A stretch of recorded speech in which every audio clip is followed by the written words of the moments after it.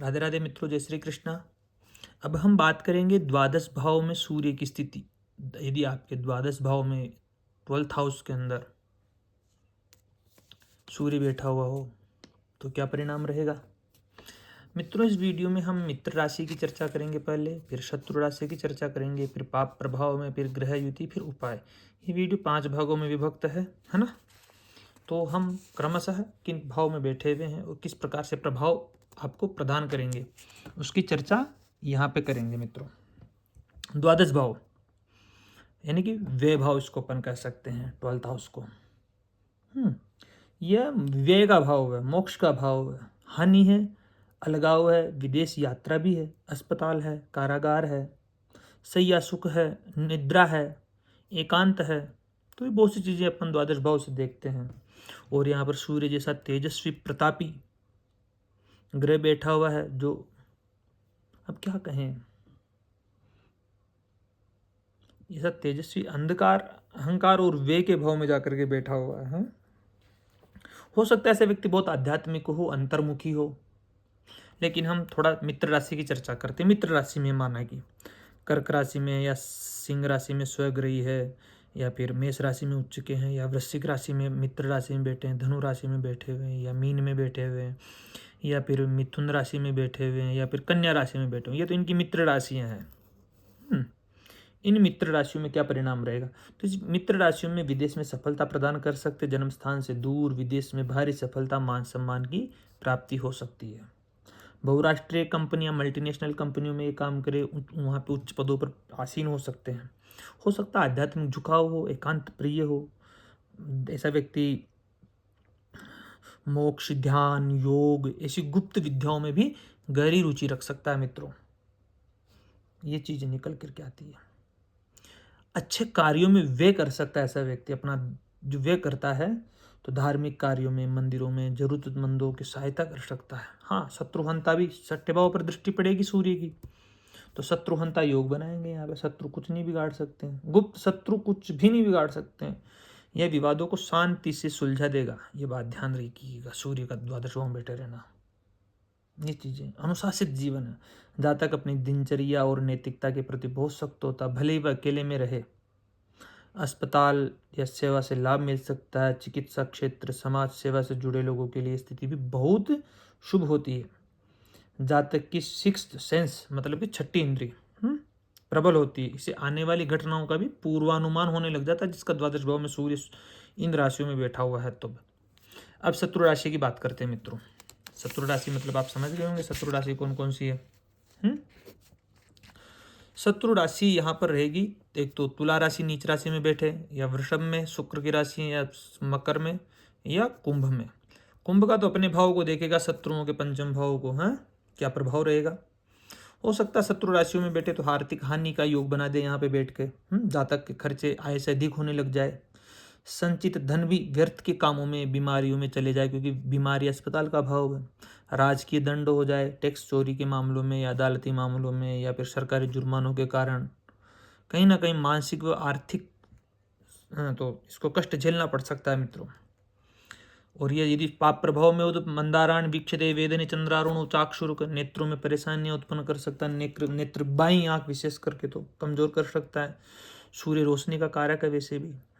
आंखों में इन्फेक्शन होने की संभावनाएं हैं, रोशनी कमजोर हो सकती है। पिता से दूरी हो सकती है, संबंध खराब हो सकते हैं। पिता से दूर जाकर के विदेश में बसना पड़ सकता है।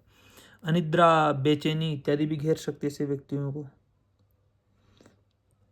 सूर्य की गर्मी रहेगी तो सैया सुख में बाधा तो आनी ही है, इसलिए जातक को नींद सही में समय पर नहीं लेना, मानसिक तनाव, शिकायत रह सकती है। शत्रु राशि का सूर्य जातक को समाज में बदनामी भी करवा सकता है, गुप्त षड्यंत्रों का भी शिकार बना सकता है। आत्मबल भी कमजोर हो सकता है, खुद के स्वास्थ्य में भी परेशानी, क्योंकि स्वास्थ्य का कारक भी सूर्य, लग्न का कारक है, दशम का कारक है। इन कारकों को तो नष्ट करेगा यहाँ पे बैठ के। कमजोर आत्मबल कर सकता है, आत्मविश्वास में कमी महसूस कर सकता है ऐसा व्यक्ति, डरा हुआ अज्ञात भय बना रह सकता है ऐसे व्यक्तियों को। लेकिन अभी मैं यहाँ पे मैंने बताया पाप प्रभाव, पाप प्रभाव में हो, जैसे कोई राहु के साथ में हो तो जेल जा योग भी बना सकता है मित्रों, गंभीर कानूनी उलझने भी ला सकता है। जातक को अनैतिक कार्यों से बचना चाहिए। मैं तो ये कहता हूँ इसकी भी रेमेडीज़ कीजिएगा मित्रों। मैं आपको रेमेडीज़ बताऊंगा यहाँ पे, उपाय अच्छे से आपको बहुत से उपाय बताऊंगा मैं। इधर मैंने पूरे भी बताता आ रहा हूँ जो है ना, आपको मैं पूरे उपाय बताऊंगा।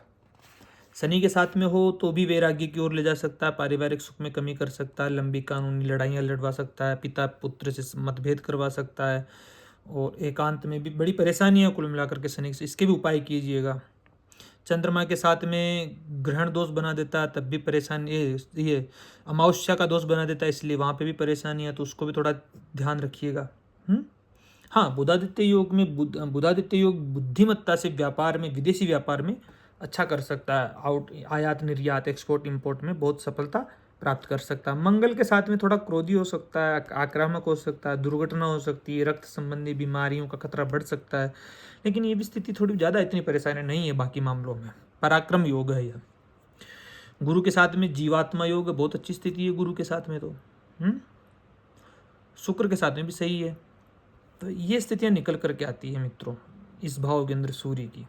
अपन ने शुभ राशियों का जाना और अशुभ राशियों के विषय में जाना, और किनका, तो ग्रह युतियों के विषय में जाना। यदि मैंने क्या क्या आपको प्रमुख क्या क्या चीज़ें बताई वो एक बार और बता देता हूँ मैं आपको। सूर्य के साथ में रहेगी, सूर्य अगर शुभ राशियों में शुभ ग्रहों से दृष्ट है तो विदेश में स्थायी निवास हो सकता है, यश मिल सकता है, गुप्त विद्याओं और ध्यान में सिद्धि मिल सकती है, शत्रुओं पर मनोवैज्ञानिक विजय प्राप्त कर सकता है, सात्विक हो सकता है, परोपकारी हो सकता है ऐसा व्यक्ति, अस्पताल या चैरिटी के अंदर दान देने वाला हो सकता है, फिर उसका सदस्य हो सकता है, मोक्ष प्राप्ति की प्रबल इच्छाएं हो सकती, शांत या एकांत प्रिय हो सकता है, ऐसा जीवन भी शांत एकांत प्रिय जीवन जीने वाला हो सकता है। यदि शत्रु राशियों में पाप प्रभाव में यह सूर्य बैठा हुआ हो तो अत्यधिक खर्च करवा सकता है, व्यर्थ के खर्चे बढ़ा सकता है, आंखों में कमजोरी उत्पन्न कर सकता है, विशेषकर बाईं आंख को लेकर के थोड़ी परेशानियां, राजकीय दंड हो सकता है, कारावास का भय बना रह सकता है।